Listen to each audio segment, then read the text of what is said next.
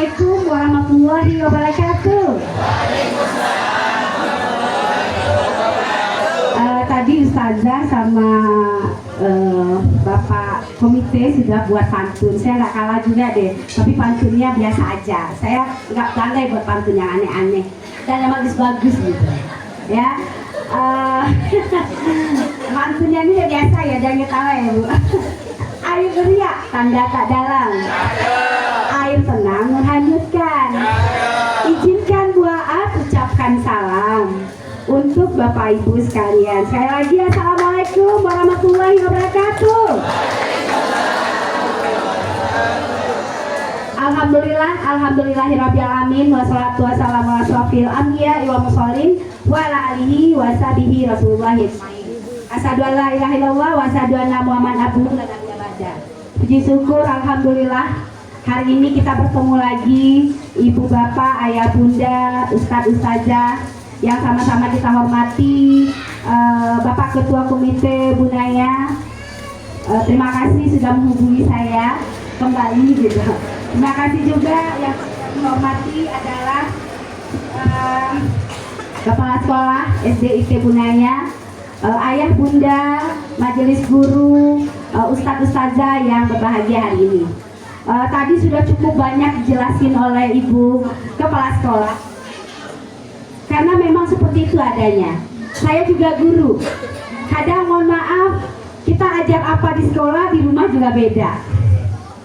Nah, hari ini kita bicara masalah bagaimana komitmen antara orang tua dengan sekolah, dengan dibungkus dengan tema kita hari ini adalah dampak penggunaan gadget terhadap komunikasi perkembangan emosional anak dan orang tua.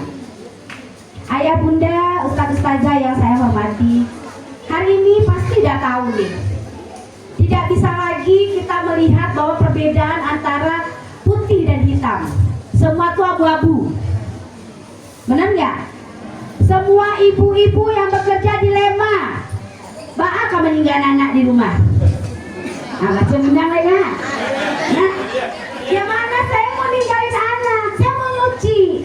Ibu-ibu rumah tangga juga, jangan salah bapak-bapak rumah tangga. Salah bapak-bapak. Semua orang tua itu, terutama ayah dan ibu tuh harus saling mengisi, harus saling berkontribusi. Tidak bisa dibilang hari ini bapak cari uang, mama mengasuh anak, nggak bisa. Pendidikan anak tuh harus sejalan antara orang tua laki-laki atau ayah, papa, dengan ibu atau mama, atau umi, atau abi. Nggak bisa bilang itu, Aden kalau mencari piti, atau kami anak rumah tuh. Nggak cukup seperti itu. Nah, ibu-ibu juga butuh hiburan ternyata. Sampai di rumah anaknya, jujur, ada juga ibu-ibu yang lebih parah daripada anak-anak main gadgetnya. Apalagi tuh sebentar paket datang. Lagi promo Pak, murah. Jadi yang tadinya harusnya beli makanan 4 sehat 5 sempurna, mohon maaf, ada nggak di sini, nggak ada di tempat lain. Ya, harusnya beli 4 sehat 5 sempurna, habis sunat seketek dulu. Apa yang dilakukan? Ini kayaknya bagus banget deh, murah, kalau dibeli di situ mahal. Paket itu ya ini bagus. Akhirnya setiap hari paket datang terus. Apa tuh? Apa yang digunakan? TikTokan. Ya kan Ibu? Itu tempat lain maksud saya. Apalagi WA pasti, apalagi Instagram, apalagi Facebook, apalagi, dan banyak sekali konten-konten yang kita lihat. Dan itu terkadang tidak bisa difilter karena dia akan masuk begitu saja. Begitunya dengan anak. Mau enak, anak ditinggalkan di kamar, dikasih HP. Sepanatra, waktu saya kemarin di sini terakhir, ada beberapa orang tua yang WA saya, alhamdulillah. Ada pertanyaannya begini, Bu, saya itu punya anak sekian, tapi saya bingung nih Bu, karena saya mau ngetop anak saya main HP, suami saya main HP. Terus ketika dibilang udah azan, kata ibu kan kalau azan ya berhenti dulu dong. Anaknya disuruh ke masjid kalau bagi laki-laki. Suami saya enggak tuh Bu, gimana saya menasihati suami saya? Bukan menasihati anak ibunya.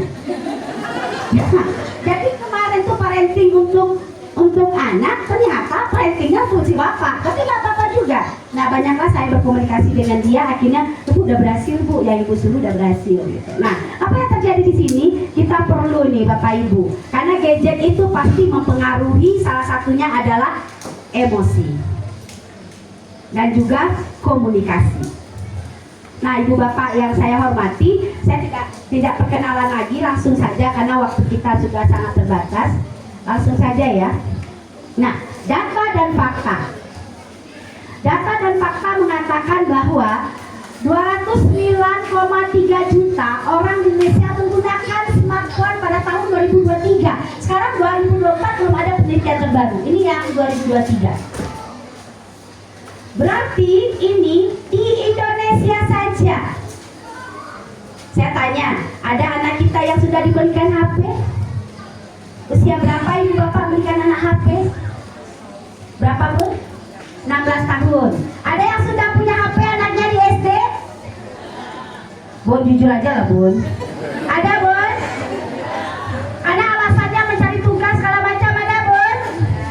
Ada. Bunda banyak uang pasti. Ya kan bu? Atau bunda mungkin gak mau lipat HP-nya berbagi dengan anak. Benar? Karena di rumah main makan keluar apa pakai HP, apa pakai HP, apa asik memposting, bapak asik chat-chatan, anaknya main game. Kayak gitu yang saya lihat. Ya kan? Makanannya udah datang, pas makanan datang, itu pun masih main. Ayo makan lagi. Padahal ketika keluar dari rumah komitmen kita satu pun nggak ada main HP. Karena itu paling quality-nya di sana. Mengecek-ecek itu di situ, Mbak Ana. Dan sedang pulang sekolah, anak pandai baru tanya, Mama tadi nak di sekolah ya gitu-gitu lah, Mak. Gitu ya. Tadi kenapa di sekolah nak? Karena waktu bersama itu kurang. Bapak sibuk, Mama sibuk. Ada momen makan bersama keluar sibuk pula dengan HP masing-masing. Saya tidak belikan anak saya HP sampai hari ini. Dia baru kelas 6. Dia pegang HP saya atau HP bapaknya. Nanti kita bisa lihat story-nya, dia sudah buka apa saja. Tapi yang terlanjur Bali bu, Bu dijual Bali ya bu? Nggak usah. Tapi kita ada sebenarnya, kalau bapak ibu bisa mematikan HP anak di jam-jam yang memang bapak ibu inginkan. Itu ada programnya. Bapak ibu juga bisa melihat konten-konten apa saja yang bisa boleh yang dia gunakan. Itu bisa diatur. Nanti mungkin satu hari mungkin tim IT boleh datang ke sini untuk mengajarkan ayah bunda akan itu. Karena nggak mungkin kita duduk bersama dia terus. Nah, makanya supaya itu tidak terjadi, prosesnya apa yang terjadi di sini? Tetap pendampingan. Time quality-nya seperti apa? Ini banyak sekali loh anak yang sudah dikasih HP. Umur dia 6 tahun sudah dikasih, 2 tahun dia merengek dikasih HP. Anak 1 tahun aja dan ngerti loh. Makanya anak sekarang itu gaya belajarnya itu ada rata-rata adalah visual dan kinestetik. Kalau apa-apa zaman dulu itu apa visual tubuh? Suka melihat benda yang bergerak. Kinestetik dia suka melakukan sesuatu. Anak kita tuh terkenal sekarang anak agresif. Dia bertindak dulu baru mikir. Kadang-kadang nggak pakai mikir. Benar nggak? Bertindak dulu baru mikir. Misalnya nih, mohon maaf, dia buat konten-konten nggak pada tempatnya, tuh dia share. Dia lupa kalau itu kontennya tidak pantas. Benar nggak Bapak Ibu? Nah, apa yang terjadi di sini? Anak-anak kita itu visual dan kinestetik. Karena belajar dari keseharian, dia sering melihat konten-konten tadi, dia tertarik dengan video. Makanya kalau gurunya menjelaskan, dia nggak suka, I don't like it. Kalau kita dulu suka mendengarkan, karena dulu nggak ada ya Bapak Ibu yang namanya konten-konten ketika guru menjelaskan pakai PPT dan lain sebagainya. Makanya kekuatan kita dulu adalah di pendengaran kita. Nah pada saat ini tidak. Nah ini juga yang membuat kewalahan guru-guru di sekolah untuk menasihati anak. Ibu bapak juga di rumah seperti itu, ayah bunda. Ketika anak dinasihati, masuk telinga kiri, keluar telinga kanan. Atau mungkin masuk-masuk, anggo-anggo senyum. Lupa ketika dia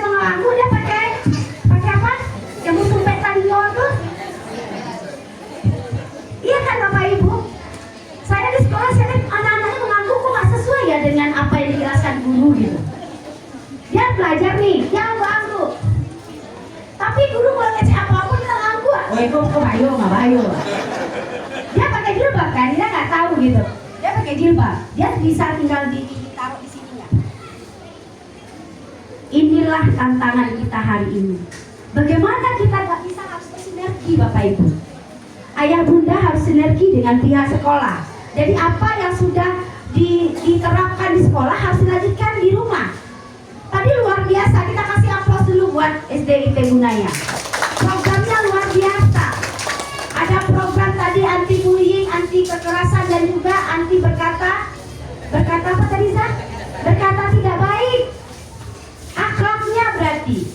Tadi ada juga program nanti ada komitmen bagaimana ayah bunda harus berkomitmen ketika mohon maaf kadang-kadang kami guru ini dilema. Berangan anak sekete anak mengadu ke maknya.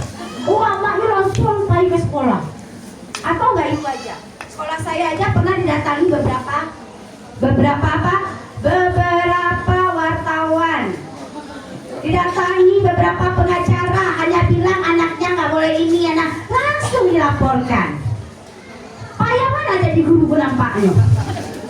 Padahal dititipkan ke sekolah setengah harinya bersama kami. Kita mewarnai mereka, warnanya kita buat yang soft.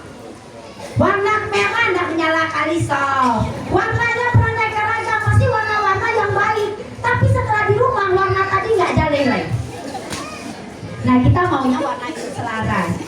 Jangan warna di sekolah udah oke, warna di rumah itu nggak oke. Tapi saya yakin ibu bapak, ayah bunda pasti yakin bahwa sekolah dititipkan di sini pasti ayah bunda tahu sekolah ini baik. Sampaikan pada yang lain. Mau promosi ya, sampaikan pada yang lain. Maksudnya tuh kita perlu mencari pendidikan yang baik sekarang. Karena kita saja tidak cukup untuk mendidik anak kita. Kita butuh sekolah merupakan rumah mereka yang kedua. Rumah pertamanya adalah di rumah dia sendiri. Nah, ayah bunda yang saya hormati, ada beberapa kasus nih. Kasus itu terjadi di Kompas ini pada tahun 2024 di sana ya. Dinas Sosial Kota Bogor, Jawa Barat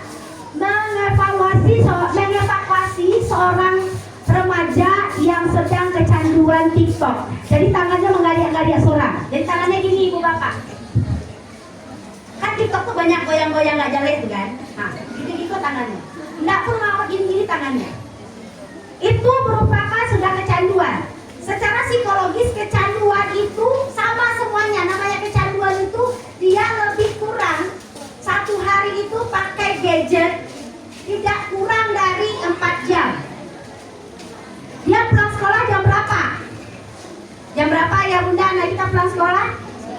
Jam 3, jam 4, 5, 6, 7, 8, 9, 10 berlalu.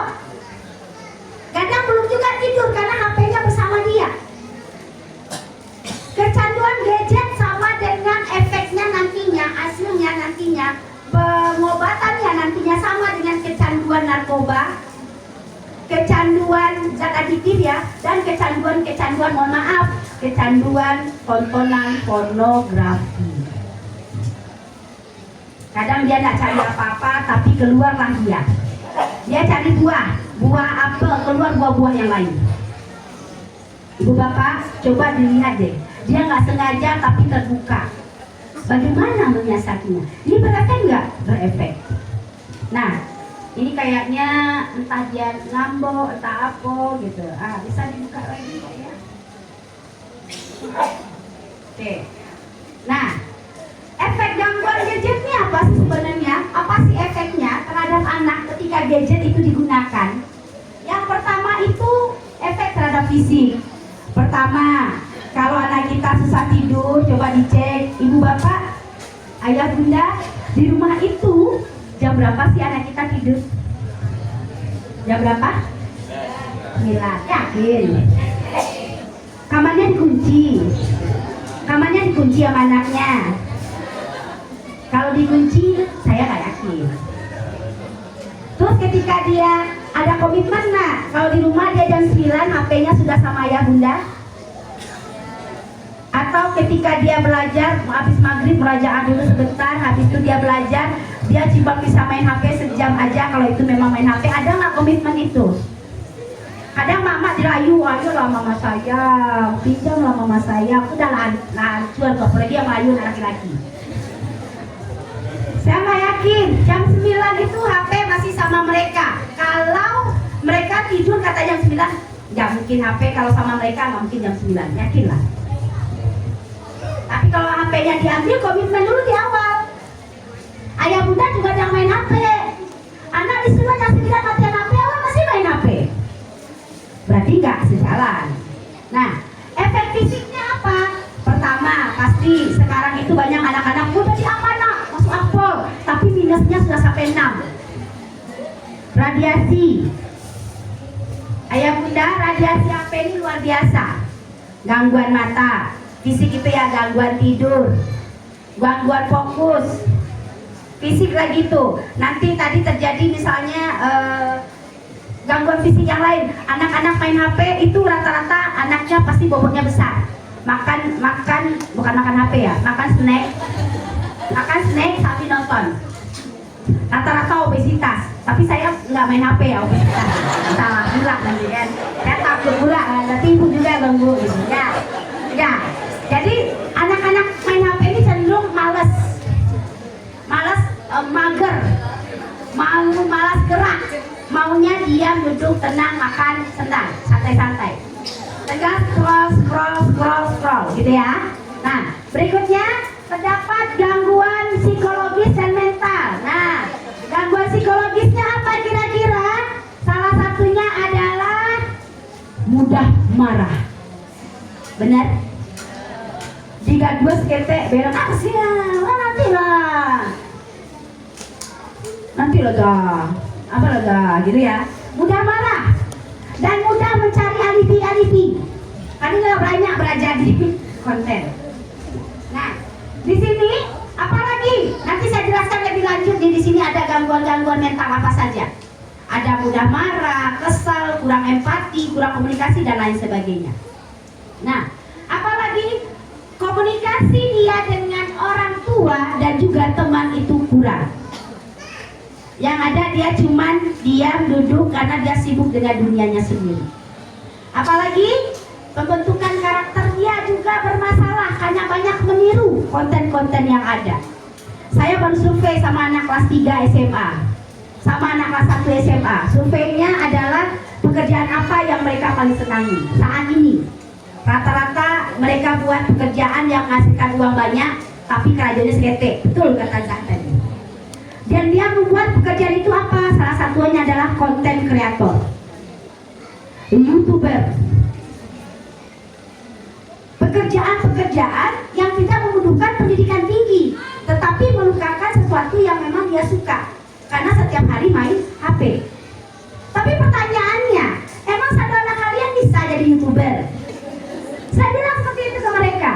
YouTuber itu mengupload sehari berapa video, ngeditnya dan lain sebagainya. Dan itu konten kamu paling ditonton orang 1-2.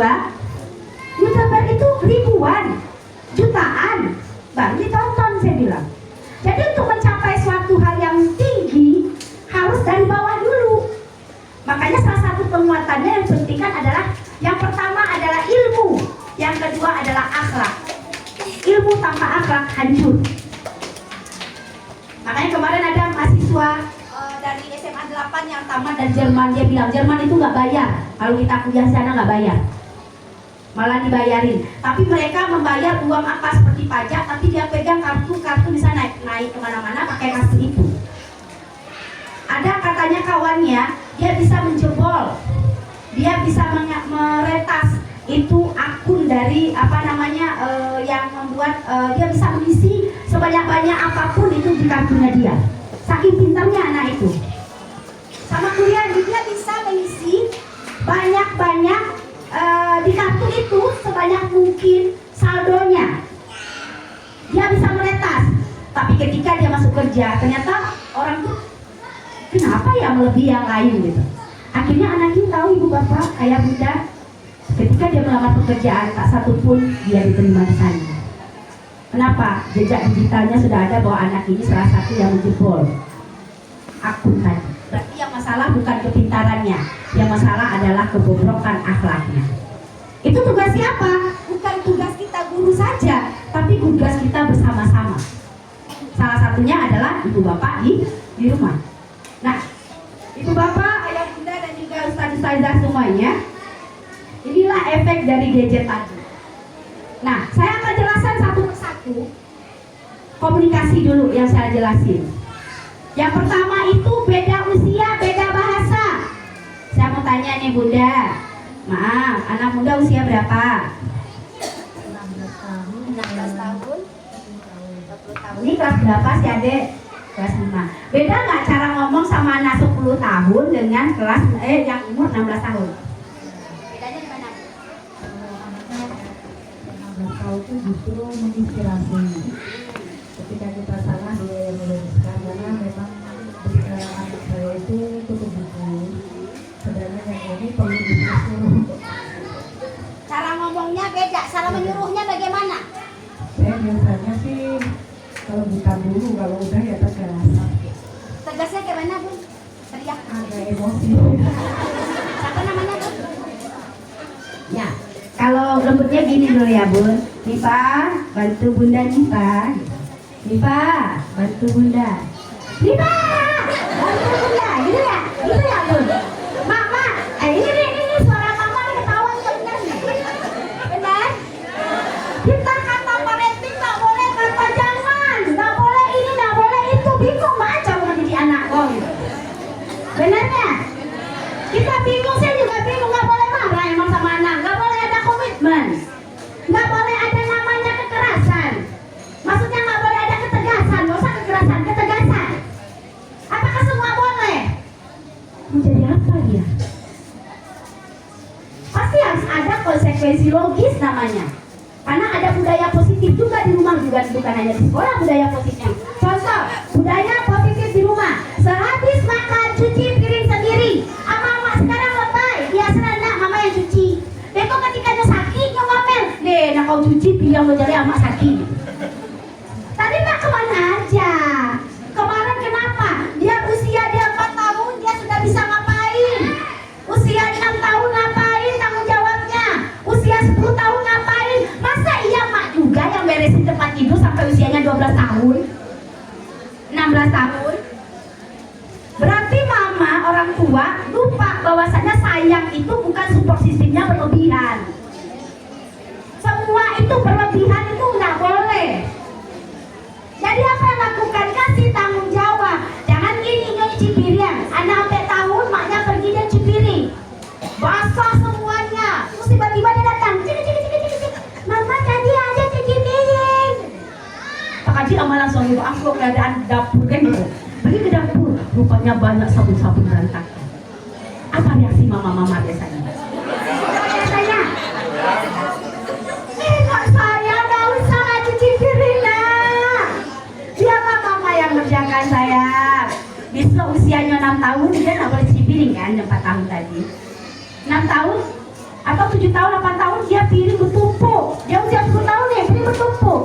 Ya Allah ya Rabbi, tak ada tak kalian nak. Kenapa nak cuci piring? Masa nunggu mama juga? Mama lupa usia 4 tahun mama nggak boleh dia cuci piring. Jadi jangan salahkan anak nggak bisa apa-apa. Karena di gadget tuh lebih enak, nggak usah cuci piring, yang penting tinggal makan, tinggal dipesan, gosen. Semua bisa dilakukan pakai HP, yang penting isi aja lah. Ya kan?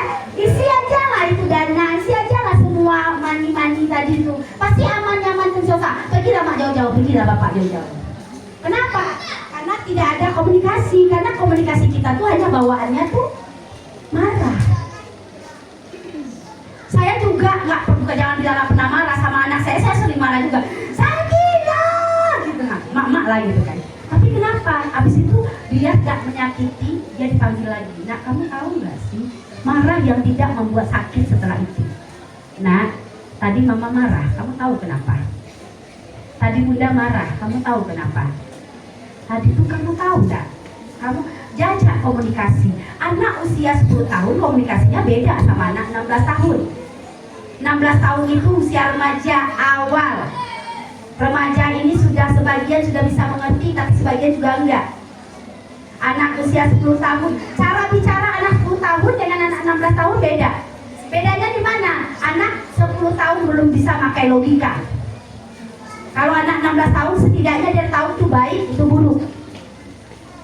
16 tahun mungkin ketika dia diajarkan 7 tahun pertama baik, maka 7 tahun kedua pasti baik. 7 tahun kedua baik, 7 tahun ketiga pasti baik dan selanjutnya. Nah makanya di sini tolong komunikasi dibaikkan dengan anak-anak tadi. Kalau dia usia 6 tahun, 2 tahun aja, 2 tahun nggak bisa apa-apa, tapi jangan dikasih apa-apa. Contoh, pernah dengar melihat anak-anak tantrum bapak ibu, dia pergi sama mamanya ke mall, dia minta sesuatu, daripada malu dia menangis, setiap dia menangis kehendaknya dapet. Nanti setiap apapun yang dia minta dia nangis. Itu senjatanya tuh. Jadi apa yang harus lakukan ketika 2 tahun? Nggak boleh ya nak, ini belum, kamu sakit. Nanti kalau udah sehat boleh. 2 tahun masa bisa kayak gitu? Tidak boleh ya nak, kamu sakit. Dan dia tahu ketika bapaknya membolehkan berarti itu baik. Dan itu terus sampai usianya 16 sampai 20 sampai dia akan menikah. Menikah pun dia mungkin juga butuh nasihat dari ibu bapaknya.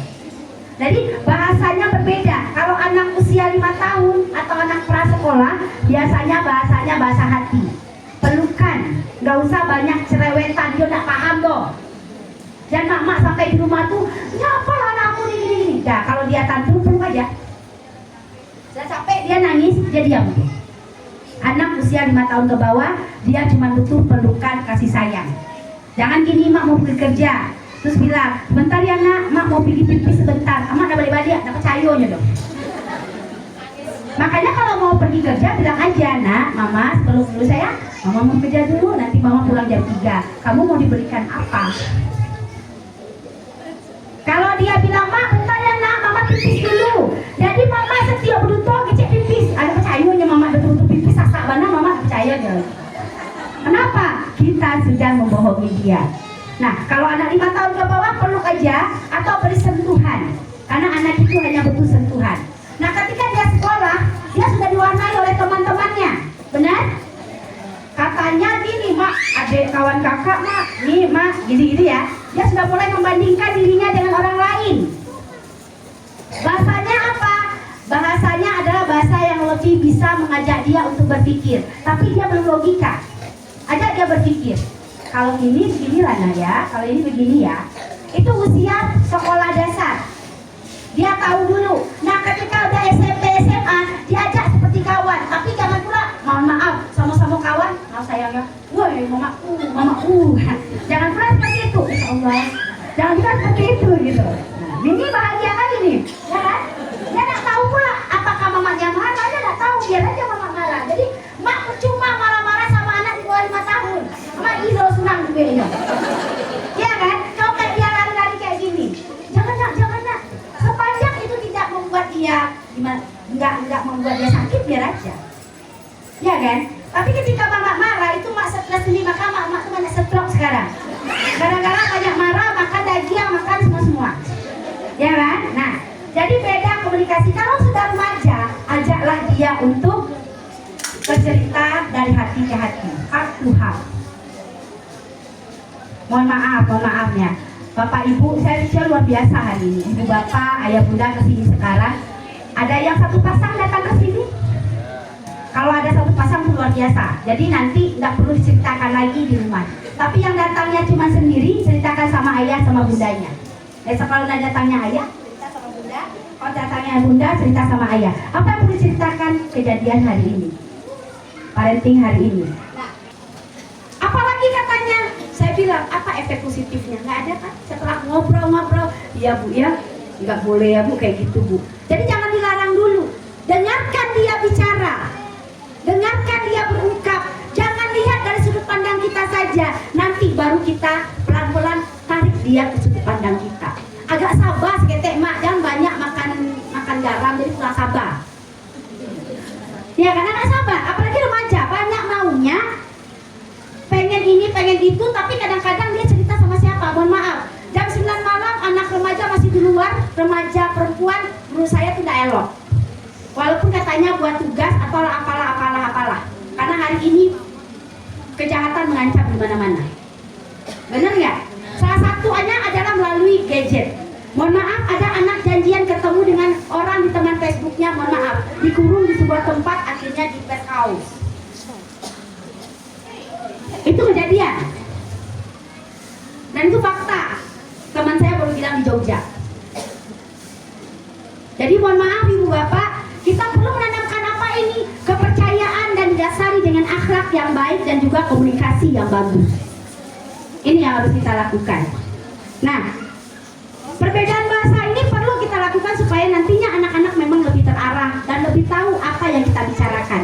Karena semua anak tidak paham dengan apa yang dibicarakan. Nah, di sini juga efek gangguan perkembangan komunikasi ini katanya Rahayu mengatakan bahwa saat gadget ini menghambat perkembangan bicara dan bahasa anak, hal ini terjadi karena anak menghabiskan waktu lebih banyak di depan layar gadget dibandingkan berinteraksi dengan orang lain dan dapat melancarkan pembelajaran pembicaraan berbahasa. Akibatnya apa? Jarang berinteraksi dengan orang lain. Sekarang ada istilahnya speak delay. Bapak Ibu tahu speak delay? Anak-anak yang harusnya sudah usia sekolah yang harus berbicara nggak bisa macam-macam bicaranya. Kenapa? Karena tidak pernah distimulus.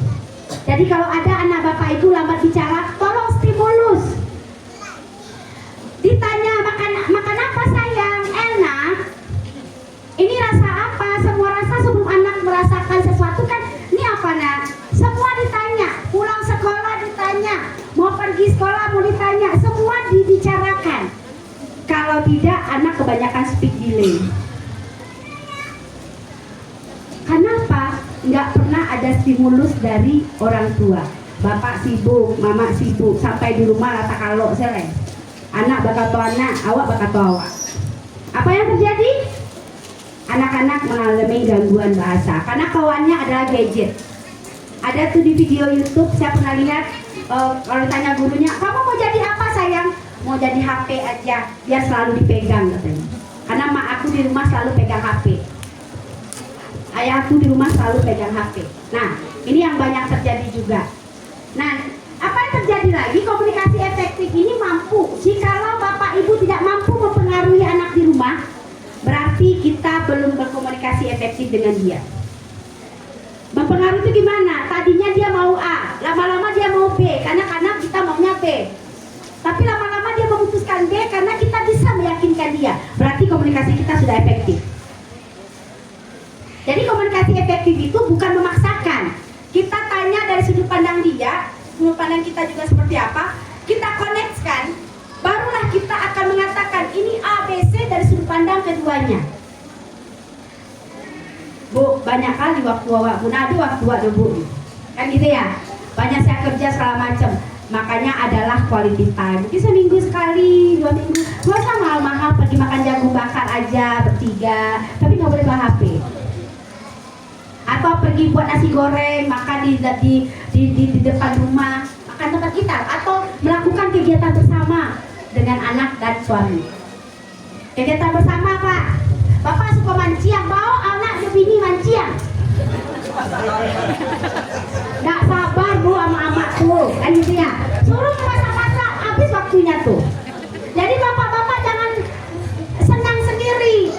Bawa ibu-ibunya mancing juga. Jangan mancing ketumbuhan aja lah. Mama juga, mama kan sukanya belanja di mall. Bawa bapak. Nah, kalau mau diajak, apa yang mau diajak? Kalau memang kemauan kita apa atau kita sukanya apa, kita lakukan bersama-sama. Itu namanya quality time. Disitulah kita komunikasi dengan mereka. Disitulah kita saling berinteraksi. Atau nggak usah jauh-jauh. Oh, kita pergi ke Kampar Yona, air hijau gitu ya. Air hijau, sungai hijau, masya Allah. Sungai hijau beda masuknya cuma 5.000. Bawa nasi dari rumah, mau sandoran di rumah, balik kopi cie, karena wak numpang duduk, kan gitu ya. Disitulah anak mulai bermain, mak bapak ngomong dulu. Yang, kontak sayang lagi sama aku. Kan gitu ya. Anak pernah gitu, apa lagi, kan gitu lah. Bapak kan tak usah ngucapin sayang. Tapi mama harus lebay. Nggak sayang lagi sama aku doang. Kenapa? Ini sekarang nampaknya. Ungkapkan di situ apa yang perlu diungkapkan. Jadi maunya gimana? Kita sudah 15 tahun loh. Jangan flat. Makanya mohon maaf, kadang kalau udah flat itu ada yang ketiga, yang kafe, setan itu. Kenapa? Karena kita tidak pernah berkomunikasi. Patangan gini dan ku rancak gini lah, kamu hati ke bawah, samu di bantu lain. Dulu pernah rancak, bapak pernah dapat. Tetapi ketika dia tidak rancak lagi, mungkin ada yang perlu mungkin kita komunikasikan. Nah makanya saya bilang ibu bapak, kita perlu nih gadget ini kan banyak tuh mak tadi beli beda di gadget boleh, belilah senangi hati sendiri.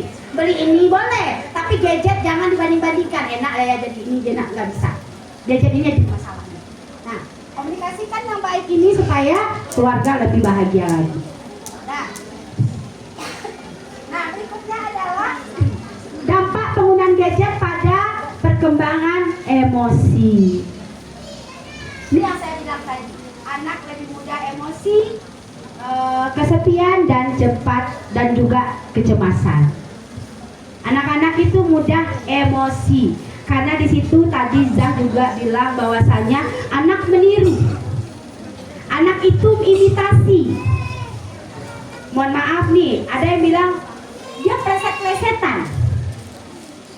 Yang B2 ada A1 diplesetinnya.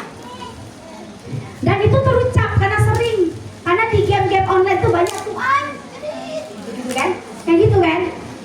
Ada yang bilang ya gitu. Teriak-teriak. Itu banyak sekali terjadi.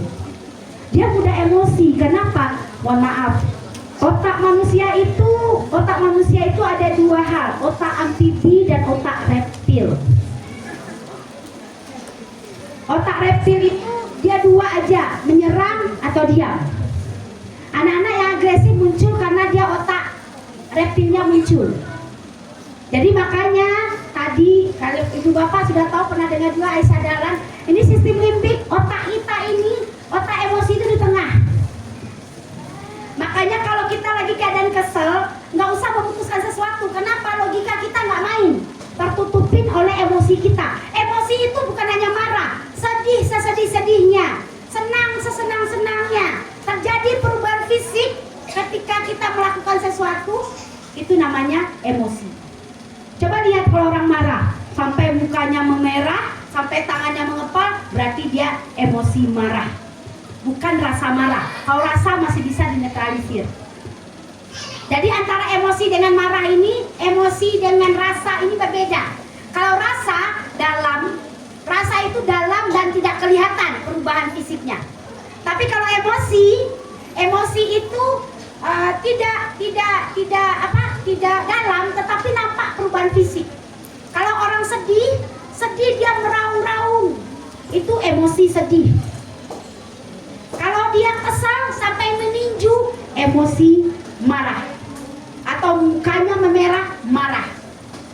Tapi kalau rasa, coba nih, rasa yang pernah ada dulu, sampai hari ini masih ada, tapi tidak muncul. Tidak muncul. Rasa yang pernah ada tadi nggak muncul. Kenapa? Dia masih di bawah permukaan. Alam bawah sadarnya masih ada rasa itu. Nah, makanya ibu bapak, marah ini nampak sekali, ayah bunda, nampak sekali pada anak-anak kita sekarang. Ketika main game dia dilarang, tunggu sebentar dulu, langsung ngegas. Ini akibat gadgetnya. Apalagi kesepian. Coba lihat anak-anak sekarang, banyak yang kesepian karena orang tua sibuk. Akhirnya ketika di gadget pun dia berkumpulah dengan orang-orang yang juga kesepian. Jadi-jadilah kesepiannya. Betul. Terus ada juga bapak-bapak yang kesepian, nyanyinya galau. Mak juga suka nyanyi galau. Atau dia kesepian, apa yang dibuat? Di situ dia melakukan sesuatu yang kadang ide-ide muncul itu dari gadgetnya. Apalagi kira-kira kecemasan. Nah, ada kecemasan ini yang namanya adalah nomofobia. Apa nomofobia itu? Dia takut cemas kalau jauh dari gadgetnya. Kalau mau payu tuh gadget tuh tinggal langsung pulang. Mama-mama, bapak-bapak gitu juga. Gadgetnya tinggal langsung balik pulang, betul? Betul nggak? Mama sekarang kemana-mana nggak usah bawa uang, dia tinggal bilang masuk ke rekening aja, nanti bisa quick list. kan? Transfer dan lain-lain sebagainya, atau mungkin debit dan lain sebagainya. Smartphone ini nggak bisa, ada kecemasan yang berlebihan. Kalau dia jauh dari smartphone-nya, berarti itu sudah gangguan. Aduh, HP aku tinggal. Balik. Padahal terlambat lah, balik dia. Mungkin mati lampu tak terlalu parah, asal baterai HP penuh, paket ada lah tuh. Nah, ini homophobia. Homophobia ini juga merupakan salah satu efek dari kecanduan gadget. Ini terjadi sama orang tua juga, sama anak-anak juga. Pernah kan kayak gitu? Ustazah juga pernah nggak? Pernah nggak? Pernah. Ayah bunda pernah? Pernah, tapi kalau nggak berlebihan masih aman. Dan berikutnya adalah suka membantah orang tua. Ada tontonan di HP itu, benar kata kata kepala sekolah tadi, bahwa SMP mereka sudah mulai diarahkan buat konten-konten positif. Itu bagus.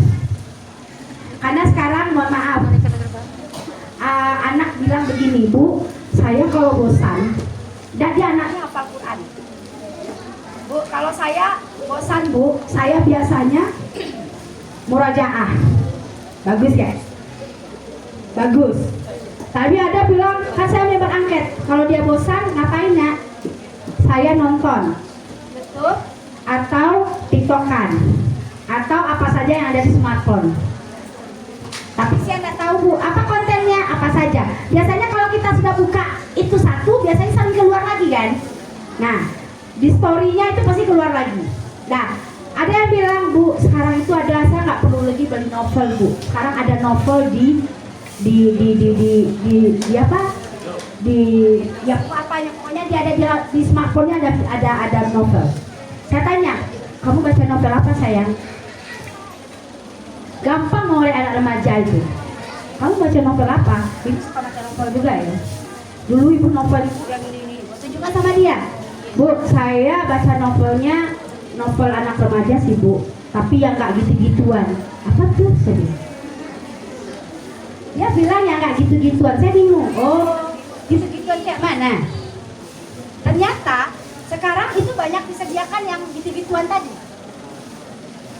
Nah, itu hati-hatinya. Kenapa? Karena ketika dia suka bahasa-bahasa yang muncul tadi, pemberontakan tadi, dia ambil dari cerita-cerita yang pernah dia baca. Sekali lagi, anak-anak kita ini meniru. Anak-anak kita ini meniru. Dan berikutnya, suka dengan dunia sendiri, sibuk dengan dunia sendiri. Apa-apa kalau disuruh susah kan? Benar nggak, Bu? Apa-apa disuruh susah. Apa-apa diminta tolong susah. Tapi kalau tawannya nelfon langsung beranjak. Kenapa? Susah diajak untuk mereka untuk membantu orang tua, atau karena dia sibuk sendiri, karena dia sudah kecanduan. Bu, biasanya anak main HP di rumah berapa lama? Berapa lama, Bunda? Anak main HP di rumah? Ada yang main HP? 2 jam. Ada berapa lagi? 3 jam? 10 jam? 10 jam kalau hari Sabtu Minggu dilepaskan sama mereka. Kalau bisa enggak. Jangan sampai lama-lama main HP-nya. Dan ketika dia habis menonton, coba lihat lagi apa yang dia putar, apa yang dia tonton, supaya ada pantauan. Karena tugas orang tua hari ini nggak bisa. HP itu juga penting sebenarnya. Contohnya AI. Anak-anak bisa sekarang melakukan sesuatu tanpa dia harus belajar dulu. Coding itu bagus. Banyak hal positif dari HP. Tapi yang lebih banyak sekarang ini bukan positifnya, tapi negatifnya. Kenapa? Karena anak kita belum punya kontrol diri yang baik. Dia belum tahu mana yang tidak boleh, mana yang boleh, mana yang mudarat, mana yang baik. Itu belum paham. Paham pun dia kadang-kadang melihat orang lain melakukan, dia juga pengen melakukan. Nah, ini juga harus diingatkan lagi. Nah, Yang berikutnya adalah kurang empati. Empati itu apa Bapak Ibu, Ayah Bunda, Ustaz Ustazah? Empati apa?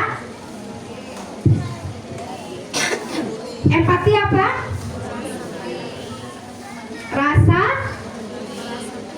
Rasa merasakan apa yang orang lain rasakan, peduli. Makanya ini hubungan Ustazah dengan Bu Ying tadi. Saya pernah cerita ke anak-anak begini, anak SD. Nah, kamu ada paku di rumah, ada ibu, ada paku di rumah ya. Paku tadi coba ditempelkan ke kayu yang ada di rumah kamu. Kayu di rumah kamu tadi, kamu tempelkan, kamu pakukan paku tadi.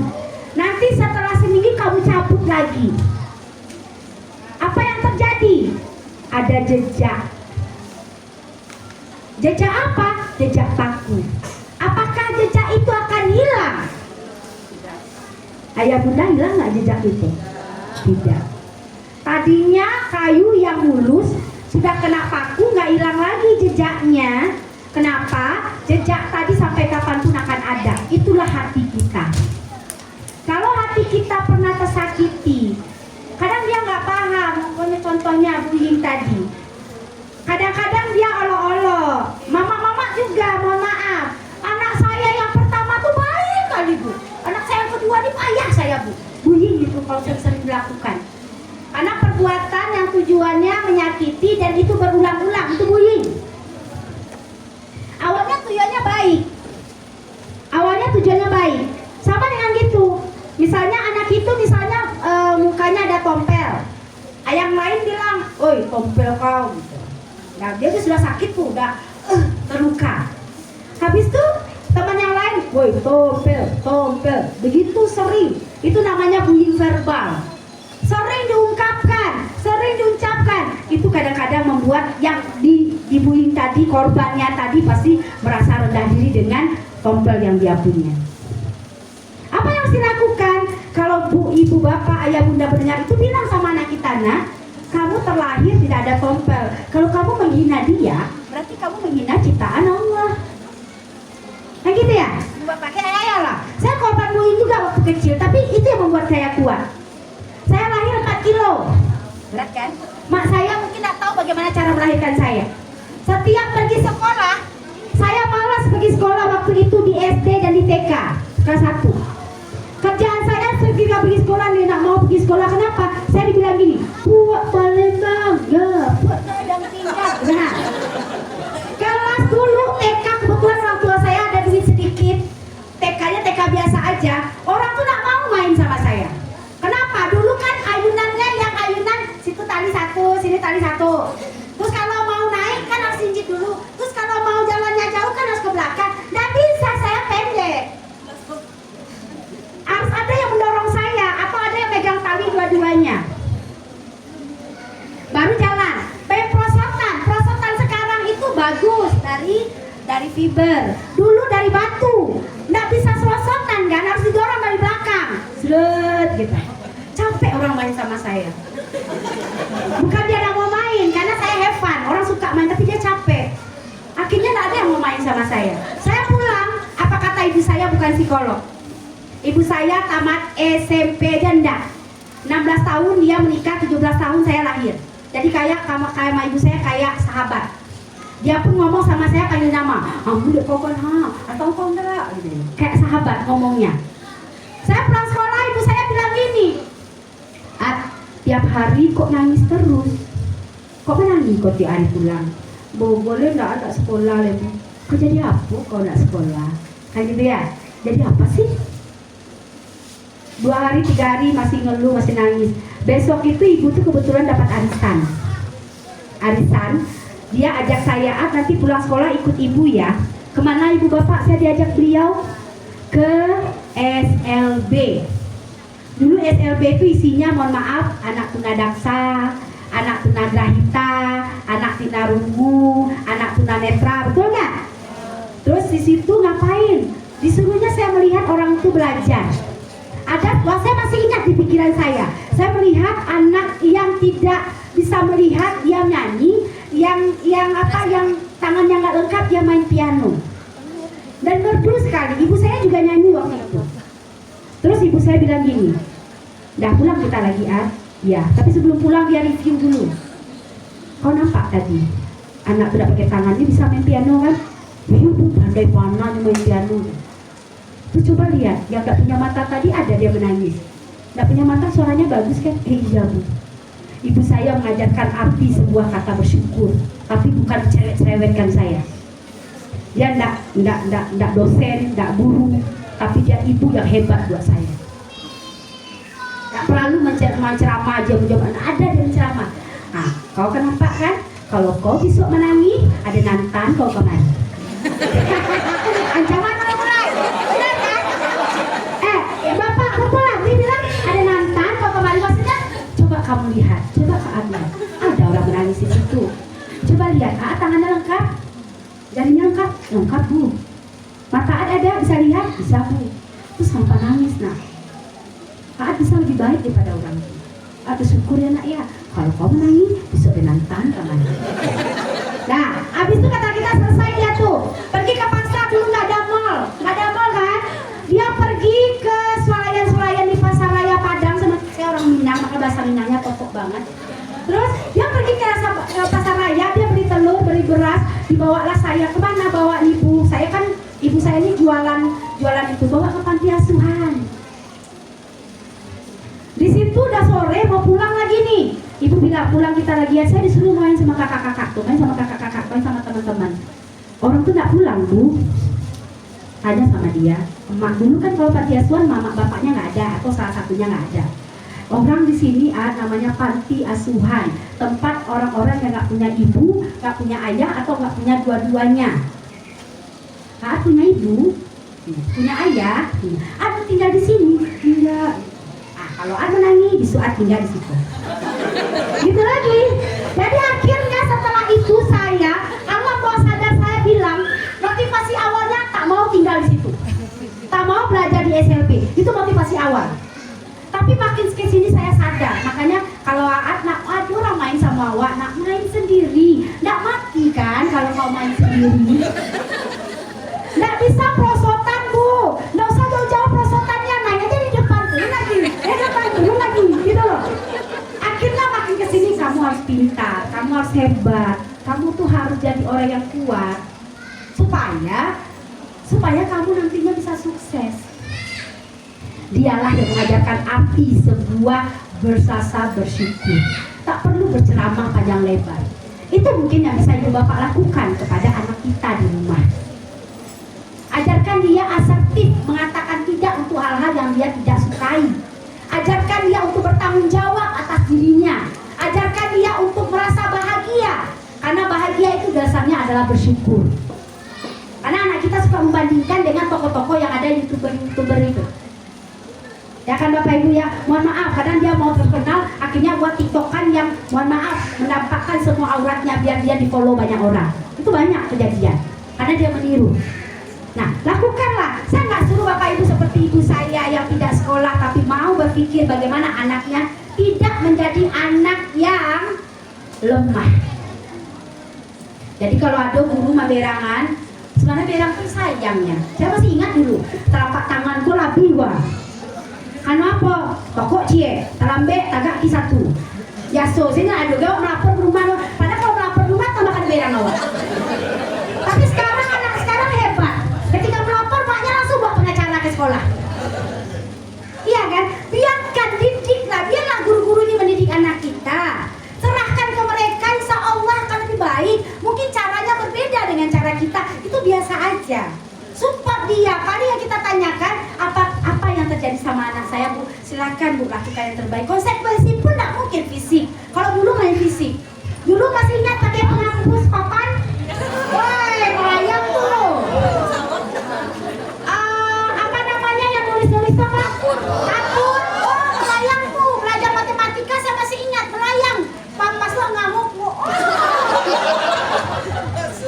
Ibu bapak, itu model seninya mengajar. Makanya guru itu akan dikalahkan oleh AI. Guru itu akan dikalahkan oleh teknologi. Tapi teknologi AI apapun tak bisa mengalahkan bagaimana guru mendidik. Guru itu mendidik, bukan transfer knowledge.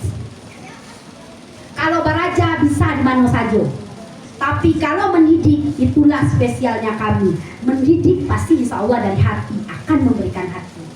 Makanya saya bilang, saya dulu yang paling saya ingat adalah guru SD saya. Kenapa? Dialah mengajarkan saya nggak bisa halus kasar gitu kan. Bersama guru halus kasar gitu. Tapi ibu tuh dengan sabar mengajarkan. Itu amalan. Maka saya bilang sama guru-guru, jangan menyesal kalau guru tuh gajinya nak kadang biarlah, tapi disugo nanti. Tapi ikhlas, jangan mau PUP. Ya, kayak gitu. Ya kan Bapak Ibu, jangan mau PUP, tahu ya bahasa Indonesianya mengupah-upah. Ya, jadi menurut saya Ibu Bapak, kita itu punya peranan supaya gadget ini jangan sampai membunuh anak kita pelan-pelan. Apa yang dibunuhnya? Fisiknya. Apa yang dibunuhnya? Psikologinya. Apa yang dibunuhnya? Karakternya. Pelan-pelan dia akan bunuh. Jangan jago lalu ajar gadget ke anak. Rusak benar. Awak mau nyuci kasih gadget, rusak kali. Ajak dia ngobrol dulu. Mungkin akan telat untuk mencuci, tapi bawa dia, kasihkan dia tempat duduk dengan kita, ya kan? Atau kasih dia satu lagi, anak-anak kecil suka menirukan orang tuanya. Dia kecek kain ketek, dia nyuci. Lama bu anak ini emang lama, dia pun jadi besar itu kan berproses juga. Nah, Ibu Bapak, makanya saya bilang kalau kita mulai, jangan sampai anak kita mati pelan-pelan. Nah, karena dia kurang empati itu bahaya juga. Karena bullying itu membuat anak-anak kita merasa dia lebih baik. Kan anak yang kata orang dulu yang membuli itu anak lebih besar ke anak lebih kecil. Tidak. Sekarang itu anak yang populer. Dia merasa populer dan banyak kawan-kawan yang support dia. Jangan kata-kata ini aja. Semakin dia aniaya kawannya, terus yang lain itu pada support, dia semakin semangat. Nah makanya saya bilang Ibu Bapak, tanyakanlah sama guru apakah anak kita baik-baik saja. Sehubungan dengan bullying ini harus ada konsekuensi logisnya. Karena bagus sekali ada tim penanggulangan pencegahan bullying ini perlu sekali. Kenapa? Salah satunya fungsinya adalah biar tidak berkembang di sekolah dan nantinya sekolah akan kehilangan anak-anak yang bagus karena dibully akhirnya tidak mau sekolah. Salah satu efek anak ini dibully adalah akademisnya akan menurun. Dia malas pergi sekolah. Kayak saya tadi, untung mak saya kuat. Untung mak saya bisa mengajarkan saya banyak hal. Intinya kita harus bersinergi untuk bisa membuat anak kita. Dan tidak bisa fokus. Sekali lagi nih, kurang komunikasi pasti saya udah bilang tadi. Satu lagi tidak bisa fokus. Anak-anak kita yang susah fokus itu salah satunya penyebabnya gadget. Kadang-kadang dia makannya tuh lama banget makannya kalau dia pakai HP. Lama kan, dan kita membiarkan. Kadang mak sama bapak nggak sejalan, maknya melarang, bapaknya biasalah yang aman sih lah gitu. Makanya saya bilang kalau bisa parenting itu udah emak-emaknya yang datang. Bapak-bapak alhamdulillah nih ada yang datang, tapi nggak sebanyak emak-emak biasanya. Kalau kegiatan sekolah pasti suruh bapak-bapak aja lah gitu. Mau mama aja lah gitu. Bapak susah datang, kalau bisa besok itu berdua. Ya, bunda, ayah. Nah, kalau nggak mau berdua bilang, kemarin itu kita berumah tangga berdua kan? Dulu itu kita bekerja sama kan, nah sekarang mari kita kerja sama juga. Nah, maksudnya paham ya Bapak Ibu? Paham ya? Nah, Rahayu juga mengatakan atau menjelaskan bahwa pengaruh guru pada pembentukan karakter anak dapat disebabkan oleh penggunaan gadget melalui konten-konten yang kurang baik. Contohnya terdapat berbagai video di platform YouTube dan beberapa lainnya, sehingga itu yang ditiru oleh anak. Benar ya? Anak kita meniru itu karena akhirnya karakternya jadi buruk. Sekarang itu saya lihat misalnya beberapa di tempat sekarang duduk makan itu nggak duduk, makan itu sambil jalan. Karena kursi nggak ada, prasmanan kursi nggak ada. Kursinya habis banyak yang datang maksudnya. Jadi kursi nggak disiapin sesuai dengan jumlah. Atau mungkin ada kayak tadi kan ibu-ibu sambil duduk makan, sambil makan nanti cerita dulu. Itu silakan, tetapi ingat juga jangan sampai kesedak. Dulu mak kita ngajarkan, makan dulu yang ceritoyo gitu nak. Gitu nak Bapak Ibu. Sekarang mama kita mengajarkan makan sambil boleh cerita. Kalau sedang makan jangan cerita. Ikut tas saja maksudnya. Ya, ini karakter yang sudah mulai hilang. Ini karakter yang sudah mulai hilang. Kenapa? Karena dia semakin terkikis. Makanya saya bilang di awal tadi, sekarang dunia tuh abu-abu yang banyak. Anda banyak yang hitam dan putih itu jelas. Sekarang yang banyak abu-abu. Mana yang boleh dan mana yang tidak boleh kadang-kadang susah dibedakan. Nah, ini juga harus hati-hati. Dan yang terakhir, apa peranan orang tua? Untuk jangan sampai anak kita terbunuh pelan-pelan secara fisik, secara psikologis, mental, dan juga secara akhlaknya. Apa yang harus kita lakukan? Yang pertama, memberikan batasan waktu. Walaupun akan memakai gadget, lakukanlah batasan dan komitmen. Jam 9 tidur lagi anak. Kalau misalnya hari Sabtu Minggu boleh sampai jam 10. HP-nya ditaruh, mama papa percaya sama kamu. Tapi ketika kamu tidak melakukannya, mohon maaf, HP-nya mama papa sita. Komitmen. Dia takut dia jual anak gitu. Karena mama kini takut jual anak. Ya biasa bu, merajuk mereka gitu. Ya kan? Nah, tolong kasih batasan waktu kapan harus main, kapan harus apa dan sebagainya. Menerapkan waktu bebas gadget bagi seluruh anggota keluarga. Misalnya sambil makan, nggak usah pakai gadget. Makan di luar. Ada waktu-waktu tanpa gadget. Ada waktu-waktu tanpa HP. Ada waktu-waktu mungkin tidak boleh digunakan termasuk kita orang tua. Supaya komunikasi kita terjalin. Nah, apalagi menerapkan orang tua perlu mengawasi dan berinteraksi dengan anak-anak yang bermain gadget. Anak-anak perlu diawasi. Jadi bu, bapak, anak-anak kalau main gadget baiknya di luar ruangan aja. Jangan di kamarnya. Jangan sambil tiduran santai. Nggak apa-apa sih, tapi ibu juga tiduran di dekat dia. Kalau saya gitu, anak saya sebelum tidur, saya tidur dekat dia. Dia nonton apa saya tahu. Itu bukan HP dia, HP bapaknya. Jadi kata temannya gini, Syakila, kau nggak dibelikan HP sama mamamu? Katanya mamamu kaya apa? Katanya mamamu ada duit, kenapa kamu nggak dibelikan HP? Saya cuma bilang sama Syakila, kamu belum waktunya pakai HP, karena kamu belum bisa kontrol diri. Jadi kalau dia bilang sama temannya, aku belum diberikan HP karena belum bisa kontrol diri. Jadi kalau ada yang bilang gitu ya nak, apa tuh kontrol diri ini? Iya kakak nggak bisa kan memantau tiba-tiba ada gambar-gambar diri. Astagfirullahaladzim. Itu doang. Besok muncul lagi astagfirullah, lama-lama di alam bawah sadar kakak, gambar itu sudah masuk. Benar nggak? Mohon maaf ya, anak-anak kita tuh cepat loh untuk mengeksekusi sesuatu. Cepat dia untuk memendam sesuatu. Jangan sampai alam bawah sadar dia terkikis dengan hal-hal yang buruk. Bukan terkikis, terpendam hal-hal yang buruk.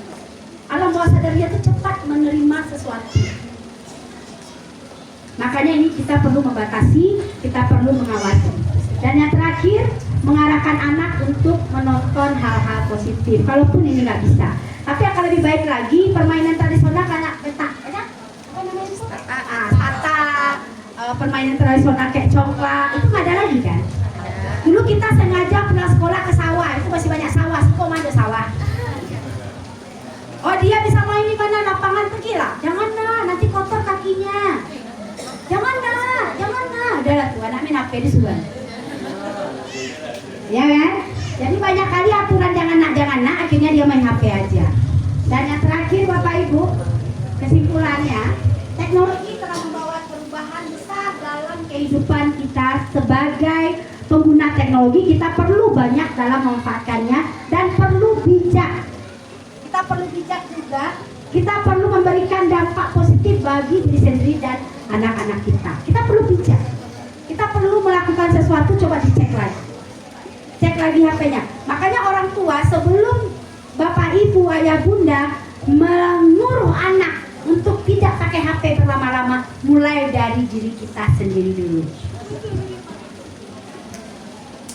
Ibu bapak ayah bunda perlu dari diri kita dulu. Ustaz di sekolah boleh bawa HP? Boleh bawa HP tidak ya? Tapi ada ciri-ciri bawa HP? Ya. Kalau ada curi-curi bawa HP, tahan HP-nya, nggak usah dibalikkan, gadaikan aja. Karena kita buat aturan untuk dipatuhi. Karena kita udah tahu itu disosialisasikan.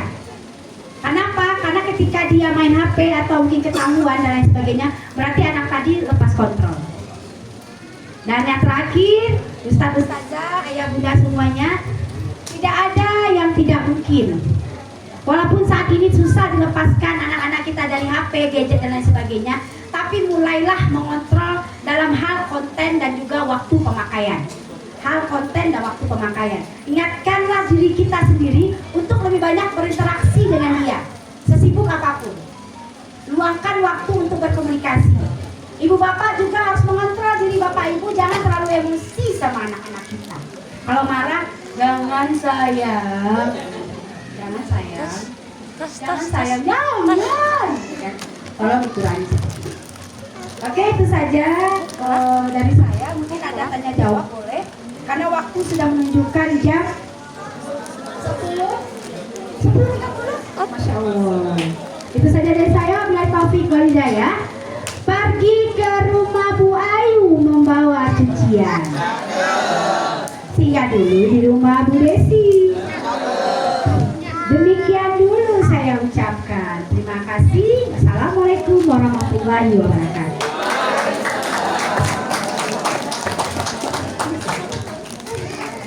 Luar biasa ilmu yang kita dapatkan dari pemateri kita pada hari ini. Kami harap Ayah dan Bunda merasa tidak puas, sehingga akan muncul berbagai pertanyaan untuk kita agar lebih paham lagi bagaimana memanfaatkan gadget itu terhadap anak kita. Baik Ayah Bunda, kami buka sesi diskusi. Silakan bagi Ayah Bunda yang ingin bertanya, silakan. Satu, ada lagi? Dua, satu lagi? Bunda, ada lagi? Nah, bapak-bapak yang ayahnya, silakan para ustaz. Oke, kita untuk pertanyaan pertama silakan Bunda. Bismillahirrahmanirrahim. Assalamualaikum warahmatullahi wabarakatuh. Terima kasih kami ucapkan kepada Ibu Ustazah ya, moderator yang telah memudahkan kami, dan yang terhormat buat Ibu narasumber Uraat dan Ibu Kepala Sekolah SD Tinggiannya dan Bapak Ibu yang telah hadir di sini untuk pengasahan dan peningkatan keagamaan serta psikologi anak. Tapi ya untuk tahun 2023 itu kita berjalan.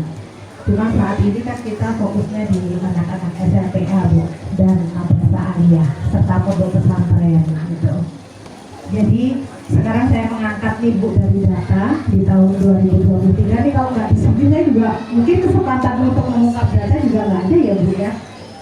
Kebetulan saya juga kemarin diajak dari salah satu narasumber di Radio Barabas dengan Kepala Dinas Pemberdayaan Perempuan dan Anak Provinsi Riau, serta beberapa motivator di Pusaka Sakinah, Pusat Pelayanan Keluarga Sakinah di KUA. Jadi ini saya mau mengangkat data ya Bapak Ibu, bahwa pernikahan di bawah umur itu cukup tinggi di Provinsi Riau. Itu jumlahnya di tahun 2023 itu sebanyak 558 orang yang putri. Sementara yang putra itu di bawah umur itu 141 orang. Akibat apa itu Bu? Salah satunya adalah pergaulan bebas. Terus sekarang lagi kita angkat pernikahan di Provinsi Riau itu sebanyak 40.356 pasang. Namun yang mendapat bimbingan calon pengantin itu hanya berapa Bu? 5.815 orang. Jadi ketika saya melakukan supervisi di KUA di Bagan Sine, bahkan Bu di dekat Medan ya, itu ternyata saya mengumpulkan beberapa pasang keluarga yang berumur 5 tahun, 8 tahun, 10 tahun, dan 20 tahun. Ketika ditanya apa tujuan pernikahan, nggak ada yang bisa menjawab. Miris tidak ini Bu? Generasi Islam loh, khususnya di bimbingan masyarakat Islam. Belum lagi di mungkin bimbingan non Muslim gitu ya. Jadi sekarang ya Bu, fokus di bimbingan remaja usia sekolah gitu. Kita juga di tahun 2025 akan ada program khusus keluarga, berbasis keluarga. Nanti kita karena udah kenal nih saya, nanti kita bisa bekerja sama. Kebetulan selama ini saya kerjasamanya dengan Dinas Pemberdayaan Perempuan gitu ya. Dan di situ mudah-mudahan ke depannya program-program ini bisa kita sasar ke sekolah-sekolah gitu. Dan kita sudah juga punya penghulu dan penyuluh sebanyak 1.222 orang. Ini sebagai agent of change gitu ya, agen perubahan di setiap kabupaten dan kota. Dan mungkin saya mirisnya sekarang ini Bu melihat gadget yang begitu bebas ya, orang tua memberikan gadget ke anak tanpa ada batasan, sehingga saya itu kadang risih Bu. Saya kan tidak memberikan kepada anak saya gitu ya, tapi dia menggunakan gadget saya. Ketika saya buka, saya pantau setiap gadget yang masuk ke HP saya dengan komunikasi dengan anak saya khususnya gitu, itu saya pantau satu persatu apa yang dibicarakan gitu ya. Jadi dari situ saya menyimpulkan Bu, ternyata gitu ya, adab si anak ini kurang, adab dalam adab. Tidak ada kata pembuka, miris saya Bu, tidak ada kata pembuka. Assalamualaikum kayak apa? Tidak ada P gitu kan, isinya kayak gitu. Jadi saya sebagai orang tua mungkin ya dikatakan galak sih Bu sama anak dan teman-temannya Bunda Muni, sebenarnya cantik tapi galak. Ada ini cara ngomong kayak gitu udah bohong gitu kan. Jadi saya sempat ya gimana ya, gak galak digalakin aja ya.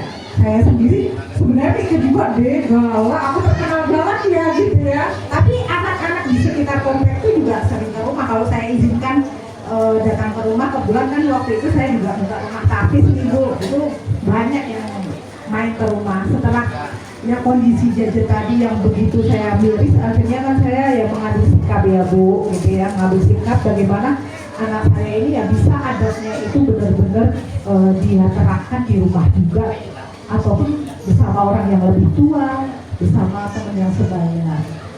Ini yang pertama. Ini ya tadi Batam yang nanti kita bisa ngobrol di luar ini ya Bu ya. Terus yang kedua itu tentang anak saya, perkembangan anak saya di usia 16 tahun ini Bu. Anak saya ini orangnya tipikalnya tidak mau merepotkan orang tua. Jadi ketika saya memilihkan sekolah untuk beliau ini, justru dia saya ingin ya fasilitasnya lah setidaknya bisa menampung minat dan bakat. Tapi ternyata dia malah memilih gini, kalau cari sekolah jangan yang mahal-mahal Bunda. Saya tuh sekarang lagi ini ya problem solving juga sama anak gitu ya. Ingin saya sekolahkan di sekolah, ternyata dia blok itu mahal banget. Saya kasih unsur, malah dijawabnya mahal banget Bunda gitu. Nggak usah yang mahal-mahal gitu. Jadi gimana sikap kita sebagai orang tua dalam memberikan pemahaman ke anak, memilihkan sekolah buat anak kita. Mungkin itu saja Ibu. Terima kasih Ustazah. Saya cukupkan sekian. Wabillahi taufiq wal hidayah. Assalamualaikum warahmatullahi wabarakatuh. Kebetulan orang tua dari kelas 5. Tapi yang ingin saya tanyakan di sini yaitu untuk anak saya yang SMP. Karena kebetulan yang SD memang saya belum ngasih HP. Tapi yang SMP ini kan dia masa pubertas ya Bu ya. Masa labilnya. Yang mau saya tanyakan yang pertama, sebenarnya usia berapa secara psikolog pemberian HP gadget untuk anak. Sementara di zaman sekarang SMP sudah banyak pakai HP ya, ujian pakai HP, penggunaan HP sudah maksimal, sudah banyak jamnya gitu. Tentu mau nggak mau kita harus memberikan HP juga memang. Sebenarnya saya nggak mau juga ngasih HP, cuman kondisinya memang mengharuskan seperti itu. Yang kedua, tadi usia berapa ya Bu ya? Yang kedua, berapa sebenarnya batas maksimal dikatakan berlebihan itu penggunaan HP untuk remaja SMP ini? Karena walaupun sudah membuat komitmen, mereka ini nggak bisa Bu, gimana ya caranya gitu. Diberi komitmen terus kita ingatkan dia tidak mau, iya bunda, tapi enggak juga gitu. Saya juga bingung marahnya seperti apa lagi gitu. kita berkata lembut juga sudah gitu. Ya bingungnya di situ Bu, gimana cara ini bersikap kepada anak SMP ini gitu. Mungkin poinnya itu aja Bu ya. Terima kasih sebelumnya. Assalamualaikum warahmatullahi wabarakatuh. Efeknya menikah usia dini itu salah satunya bisa jadi yang pertama tidak siap secara psikologis, karena menjadi ibu itu harus dipersiapkan. Tujuan pernikahan tidak ada, itu wajar karena memang dia tidak sampai ke sana, tapi mungkin sudah married by accident. Nah ini juga luar biasa.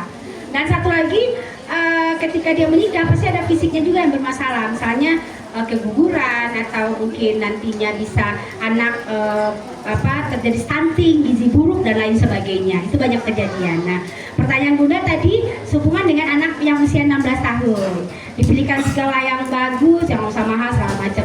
Berarti anak Bunda alhamdulillah sudah bisa menganalisa sesuatu, sudah bisa berpendapat.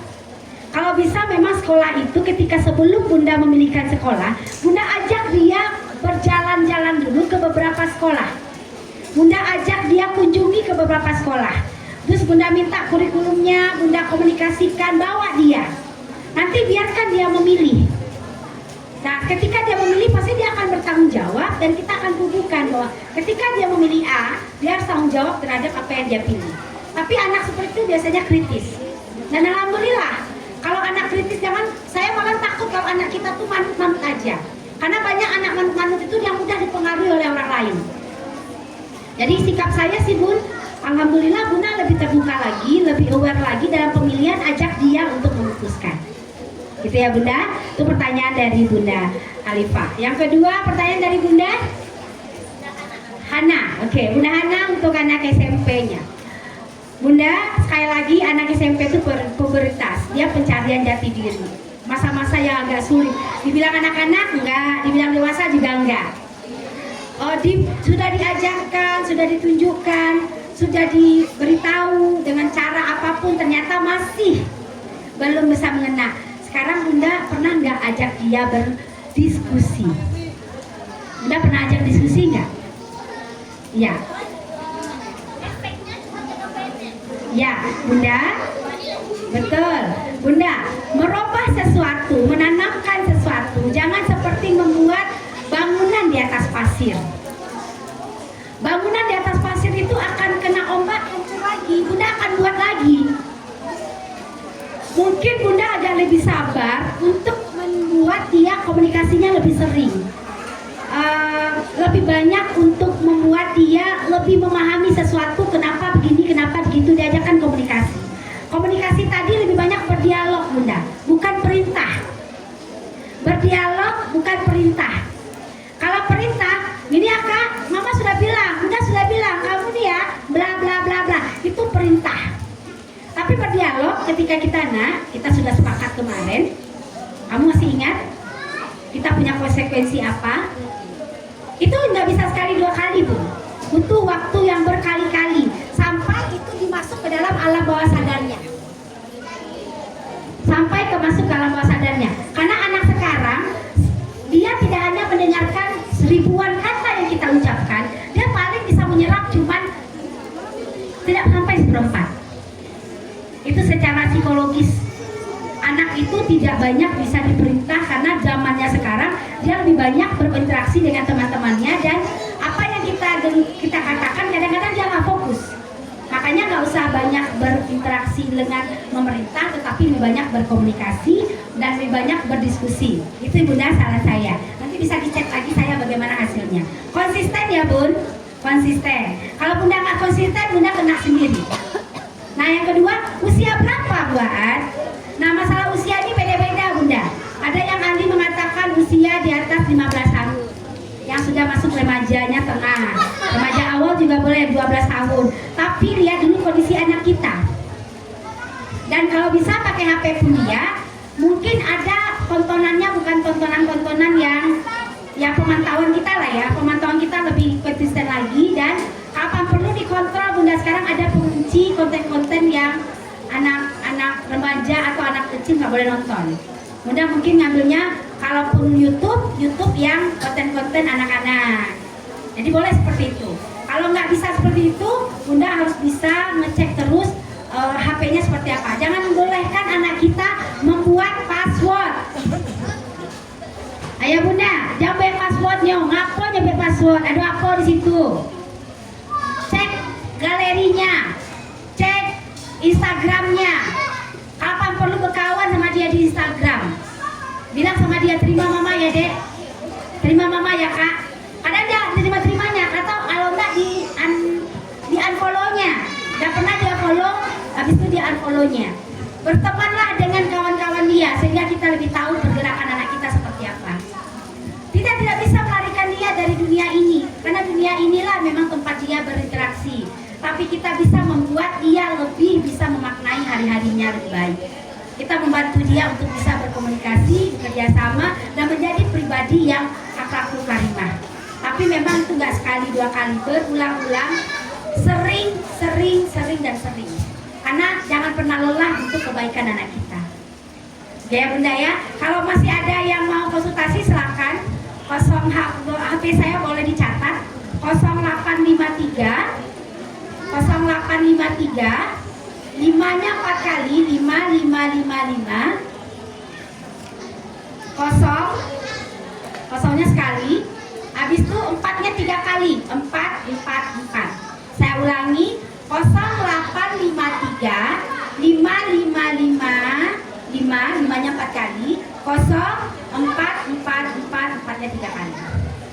Oke ya bunda, mungkin itu saja karena memang waktunya sudah sangat molor.